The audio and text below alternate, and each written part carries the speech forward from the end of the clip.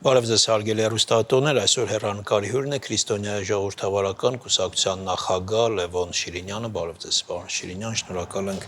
հերթական անգամ մեզ հյուրընկալվելու համար։ Փորձենք անցնող շաբաթը ամփոփել, իրադարձությունները շատ էին, սկսենք ՄԱԿ-ի գագաթնաժողովից, որտեղ ելույթներ ունեցան թե Ալիևը, թե Նիկոլ Փաշինյանը, եւ այսօր շատեր համեմատում են այդ ելույթները։ Մեջբերելով Ալիևի խոսքերից Զանգեզուրի միջանցք արտահայտությունը, կապիտուլյանտ կամ ագրեսոր, մյուս կողմից Նիկոլ Փաշինյանի այն խոսքը, թե նախկինում բոլոր նախագահները, երկրի ղեկավարները, այդ թվում ինքը այդ ամբիոնից խոսել են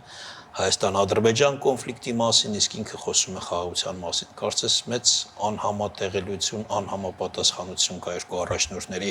խոսքերում, որոնք միասին նստած էին օգոստոսի 8-ի այդ պայմանագրերի սեղանի շուրջ։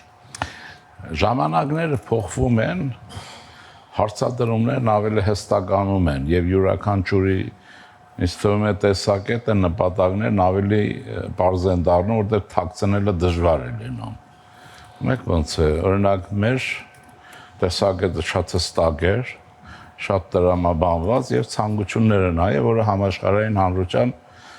ձգտումների հետ հիմնականում զուգորդված է։ Ես ասեմ հետեւյալ, օրինակ Ռաֆին մեծ գրողը, չգիտեմ մարդիկ գիտեն, չգիտեն,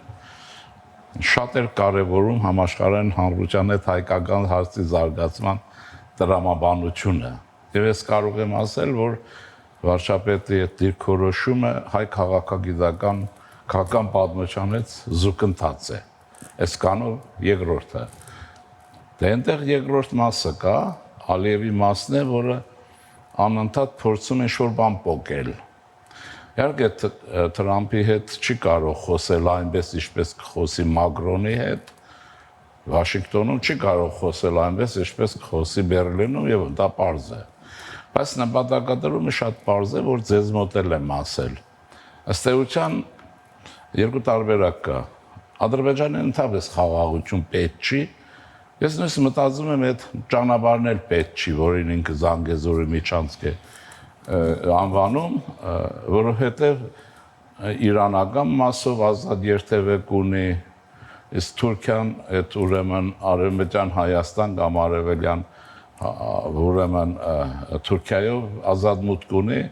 ուրեմն Նախիջևան, որևէ խնդիր չկա բարդություն, բայց այստեղ ուրիշ բան կա։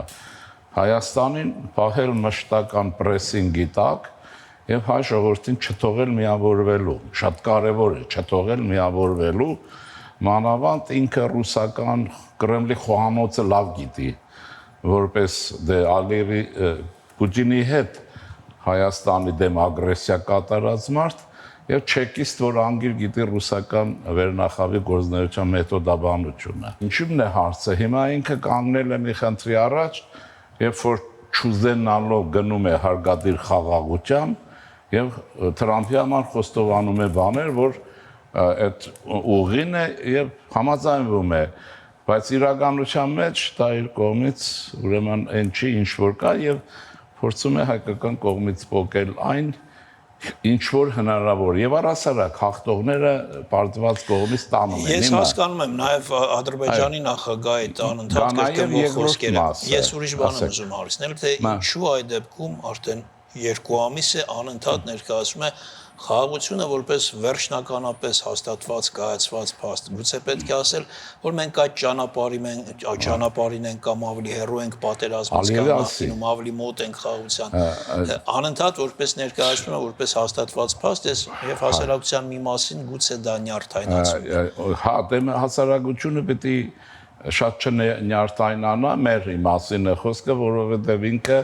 մենք վայելում ենք մեր ապրած կյանքի արդյունքը։ Բայց հիմա այդ մասը չասենք, ինքը ինչու է դա անում, որովհետև ինքը չի ուզում իրականում խաղաղություն եւ երկրորդը մեծ բարդույթ ունի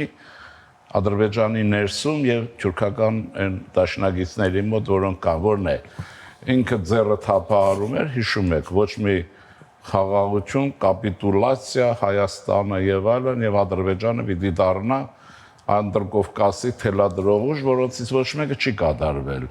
Հայկական կողմը հասել է շատ որոշակի հաջողության։ Ինքը գնացել է խաղաղության, հասկանալով եւ այն պատնեշն է առաջացել, ինչը որ մեծ ձեռնտու է եւ մենք շարունակելու ենք այդ հարցության մեջ։ Ինքը այսպես ասեմ, էլի փագուղի մտած վիճակում է։ Իր համար շատ դժվար է ադրբեջանցուն բացատրել, թե 4 օր առաջ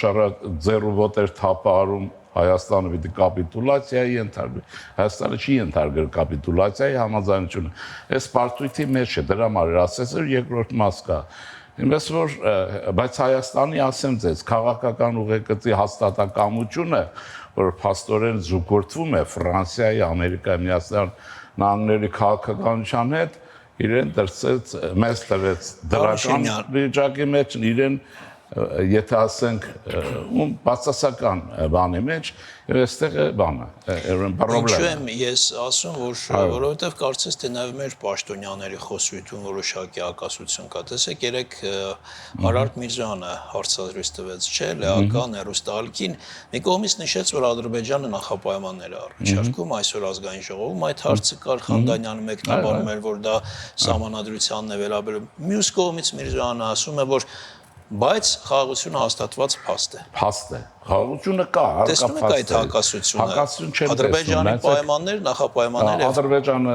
նախապայմաններ է դնում, հայտարարում է Հայաստանների ոչնչացնելու մասին, բայց գալիս հասնում է ուրեմն Վաշինգտոն։ Այսինքն Ադրբեջանն է զիջումների գնում։ Այս պարագայում մենք որևէ զիջումների չենք գնում, բայց դե բնականաբար քաղաքականությունը ինքը որպես գործընթաց որոշակի ճշգրտումների կամ կորեկտիրովքի անհրաժեշտություն է զգում։ Այս կողմից հայկական այստեղ տեխնոլոգիական մաս է, որ ստրատեգիական որևէ բան չկա։ Այսպեսի տեսակետը շատ པարզ է։ Դրա համար պետք չի իրենցն էլ հասկանալի։ Երկու երկրների ղեկավարները նաև Կոպենհագենում ելույթ ունեցան եւ այսպիսի տեսակետ էլ կա փորձագիտական շրջանակներում, որ խոսույթը Ալիևի արդեն մի փոքր փափկել էր, ռետորաբանությունը փոխվել էր, որովհետեւ այն խոսույթը, որը կար ՄԱԿ-ի գլխավոր ասամբլեայի գագաթայի ժողովի ժամանակ, դա անկարելի չէր ոչ Միացյալ Նահանգների համար, ոչ Եվրոպայի համար։ Չէ, ինքը նահանջում է իր տեսակետից Հայաստան չպիտի լինի, կապիտուլյացիա է։ Եկել հասել է պայմանավորվածություն եւ խոսում է Հայաստանի եւ արդեն Ադրբեջանի միջև խաղաղ ուրեմն վիճակի մասին, չէ՞։ Այստեղ Ալիևն է նահանջել, մենք որևէ նահանջ չունենք։ Լավ, մյուս խնդիրներից խոսենք։ Եվ նա անընդհատ այս բանը պիտի բարձրացնի կամ էլ գործունի Թրամփի հետ, այսպես ասենք, Մարկ Ռուբիոյի հետ գործունի։ Այստեղ մարդիկ Թրամփին են բանանում, Մայքլ Ռուբիո, որը չափազանց լավ գիտի Ալիևին եւ երկրորդ հայկական հարցը։ Այսօր այստեղ կա նաեւ Մակրոնը։ Ես կարծում եմ, որ Մակրոնի մասին մենք մի վեբ կգարթանք Արադ Չարաձի մասին Հայաստանի օգտին։ Ես այդ համոզում ունեմ։ Ամեն դեպքում տեսեք, ինչ եմ ասում, հասարակության գոնե մի մասի մոտ այդ համոզմունքը կամ այդ մեծ հավատը դեպի խաղաղություն չկա մի քանի տարբեր այլ պատճառներով։ Ըստ իս օրինակ պատճառներից մեկը ռազմական բյուջեի կրճատման հետ կապված խնդիրն է, չէ, որը բավականին սուր քննարկումների թեմա դառավ, առավել եւս այն պարագայում, որ Ադրբեջանում ճիշտ հակառակն է տեղի ունենում, էր փաստում են, որ Ադրբեջանը աննախադեպ ծախսեր է ավելացնում ռազմական բյուջեի ուղղությամբ։ Ինչու է այսպես տեղի ունենում։ Գիտեք ինչ կա, դա նախ նման հարցերը պետք է, եթե կարիք կա, գլխավոր շտաբ բացատրի ընդհանրապես։ Ինչու է, ես առիթ եմ ունեցել հիպոթետիկ այսպեսի մի բան եմ ասում։ Ենթադրենք հրթիռների մի սիստեմ կա X, որոնք բացարձակ խլամ են, որոնք վաղուց ֆինանսավորվել են, գիտենք ինչ է կատարվել եւ սրանք շարքից դուրս են բերվել։ Ես կարծում եմ, եթե այս տարբերակն է, որևէ բան չի եղել, կրճատում չի եղել, այլ էժանացում, ռացիոնալացում եւ այլն։ Երկրորդ մասը կա, որ օրինակ ես հիմա որ տեսնում եմ այդ դրոնների եւ այլնի չէ տարբերակները, դրանք շատ ավելի էժան զինատեսակներ են ու շատ ավելի արդյունավետ տեսակներ են։ Դրա համար այստեղ պիտի լուրջ մասնագետ գեներալը, որ իրազեկ է ասի, բայց ես մի վստահություն ունեմ, որ չեմ կարծում, թե Հայաստանի իշխանության առաջի դեմքերը գնացել են Հայաստանի անվտանգության առումով զիջումների։ Այնպես որ դա բոլորովին դա չի նշանակում, ռացիոնալացման գնացել են, հետո երկրորդ մասը կա, Ադրբեջանն ունի բյուջեի այլ աղբյուրներ, Հիմա ենթադրենք մեր հիմա դա քննարկելու ենթադրենք մեր հնարավորությունները մաքսիմալ այդքան են։ Հիմա այստեղ ինչ կա։ Այդ Հայաստանը գումարները որտեղից պետք է վերցնի ընդհանրապես եմ ասում։ Եվ որտեղից է վերցնում։ Դուք տեսնում եք ուրեմն կողոպտածներն անգամ ասպետություն չեն անում $2 կամավոր վերադարձնել, չեխոտկա ենել, հիվանդ ենել, էլ ավտոյի տակ են գացել, ոտ չունեն, ձեր չունեն, իշ կռիվ են տալիս Հայաստանի կողոպուտը իրենց կրվաներն պահելու համար։ Ուզում եմ ասել, որ այս հնարավորությունները, այսպես ասեմ, դրանց քննարկումը փակ սենյակում քննարկման նյութեր են։ Մի բան վստահություն ունեմ, որ նաև պատահական չեմ ասում, որ անվտանգության հաշվին չի արվում, բայց հնարավոր է, որ ավելին էր հնարավոր անել, բայց այդ ավելինի հնարավորություն ես ընդհանրապես այսքան ուրեմն ծախսերի մեջ այդ որտեղից է այդ գումարները։ Ուզում եմ մի հարցի շուրջ խոսեք, տեսեք, երբեմն Դոնալդ Թրամփը Հայաստանի անունը մոռանում է կամ շփոթում է Ալբանիայից, երբեմն նաև Ադրբեջանին է մոռանում, նաև Նիկոլ Փաշինյանի անունն է երբեմն մոռանում, ասում է այն մյուս տղան եւ այլ։ Դուք սիմվոլիկաներին հետաքրքիր մեկնաբանություն ունեք դրա հետ կապված։ Դրա համար կուզենայի մեկնաբանեիք դա։ Ինչու եմ ասում, որովհետև դարձյալ ինչ-որ մասի մոտ այն տպավորությունն է, որ այս ամենը անլուրջ է։ Դες այդ մասը շահագրգիռ չի Հայաստանով եւ Հայաստանի անվտանգությունով։ Այդ ձեր ասած ենթադրյալ մասը շահագրգիռների մեջ է հաստատ կգտնվել։ Նրանց նպատակը Հայաստանում քաղաքական գործընթացները վիժեցնելն է եւ գիտեք ինչի համար, որ անիմաստ է։ Հիմա ասում եմ հետեւյալը. Միացյալ Նահանգների ուրեմն արտաքին քաղաքականությունը վարում է Միացյալ Նահանգների պետական պետքարտուղարությունը, որ Մայքլ Ռուբիոն է, այստեղ է քաղաքականություն վարողը, մնացածը նախագահային հրանցվում է։ Այսինքն, երբ որ անկարծ Ռուբիոն սխալվի Հայաստանի անունը Ալբանիասը, այդ ժամանակ որ պետք է մտահոգվել, եթե նա ասի, ուրիշ բան կնշանակի։ Այնպես որ այստեղ շատ կարևոր չէ, եւ նաեւ պետք է ազգային անվտանգության խորհուրդ կամ ամերիկյան ինստիտուցիոնալ պետություն է, դա անգալվում է այնպես ոնց որ Հովիկ Աբրամյանի վարչապետությունն է։ Փոքր մեր ներքին քաղաքականությունից էլ խոսենք, ժամանակը ավարտվում է մեր ընդդիմությունը, որին դուք նաև ռևանշիստներ եք ասում, պատրաստում է impeachment-ի, կամ էլ տեղեկություն կար, որ Ռոբերտ Քոչարյանը հանդիպել է Կիրիենկոյի հետ, քննարկել է ինչ-որ նախընտրական հարցեր եւ այլն։ Ինչ է կատարվում ըստ ձեզ։ Մաշված բան է, ծեծված ջուր, ծեծել։ Բայց ինչու եք այդպես։ Անիմաստ բան է, այսինքն երբ որ գիտես խորհրդարանը քանի թիվ կա հաստատ, դրսում ինչ դրամատրություն կա, impeachment-ը որս է։ Հիմա բառերը փոխում ես, նույն իշխանափոխությունն է, որի ցավակար գալիքը ուրեմն հասավ մինչև դրան, առանց արդյունքի դրա համար ուրեմն դա ջուր ծեծելու նման մի բան է, ռևանշիստներ, ընդ որում ես երբեք իրենց ընդդիմություն չեմ ասել։ Հիմա ռևանշիստների խնդիրն ինչն է։ Ռուսական քաղաքական հիմա որտեղ ուրիշ կերպ չի դնում։ Ռուսաստանի քաղաքական ուղեկիցը Հայաստանի ուրեմն պարագայով անփոփոխ է 7 տարի է։ Երկիրը պահեց լարված եւ անկայուն վիճակում, ինչպես կլինի, դա բոլորովին հարց է impeachment-ով, թե խաղողի ողբույզները փչացնելով, գինի արտադրելով, թե չէ։ Հայաստանում դուք տեսաք, որ 7 տարվա մեջ կայուն վիճակ ռևանշիզմը պահում է անկայունությունը եւ նա ինքը փայլուն կերպով այդ խաղում է։ Դրա համար ես ասել եմ Հայաստանի իշխանություններին կառավարության առաջարկ եմ արել, եթերով հիմա էլ եմ անում։ 7 տարվա վնասները, որ ռևանշիզմը հասցրել իր անիմաստ ցույցերով հակապետական եւ Ռուսաստանի շահերը սպասարկելու նաեւ այդ պարագայում Ադրբեջանի գումարները հաշվել, տնտեսական վնաս եւ փոխհատուցման հարց դնել։ Իրենք պետք է վճարեն այն գումարները, որ Հայաստանում 6-7 տարի է տնտեսական ուրեմն գործընթացին վնաս է հասցվում եւ դա